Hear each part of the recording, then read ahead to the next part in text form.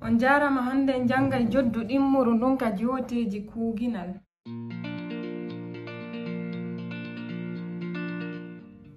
Du jodduɗo ko darugol si tawi kuuginal ngal ko softungal maɗum si tawi ko deƴungal. Kuuginal softungal ko kuuginal tawata ko baɗo ngon huwi kuuginal ngal. Ka misal si en wi'i sira defi nyiri, ko sira woni baɗo ngon, ko sira kadi huwi defugol ngol. Kuuginal deƴungal non kadi ko kuuginal tawata gollal ngal ko baɗo ngo yiltitani. Wano si en wi'i mi ngongi ko mi woni baɗo ngon, ko min kadi ngongol ngol ruttani.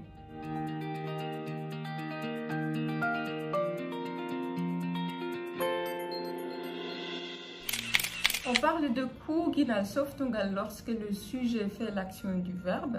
Dans l'exemple Sira défi, Sira c'est le sujet et c'est Sira qui fait l'action de cuisiner.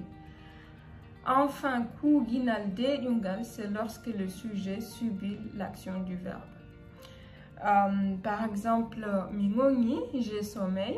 C'est moi le sujet et c'est moi-même qui subis le fait d'avoir sommeil.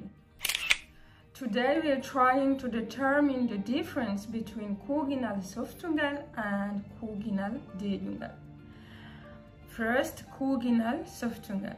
This is the case when the subject is taking the action. For the example, Sira definire, Sira cooked the rice. Sira, being the subject, is taking the action of cooking. Then we have kuuginal deƴungal. This is the case when the subject undergoes the action, when it's the victim of the action. For example, mi ngongi, I am sleepy.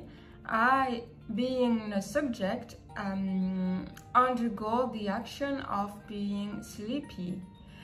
Ko hikkata ɗo en jangay joddu tammuru ndun, si Allah jaɓi on jarama.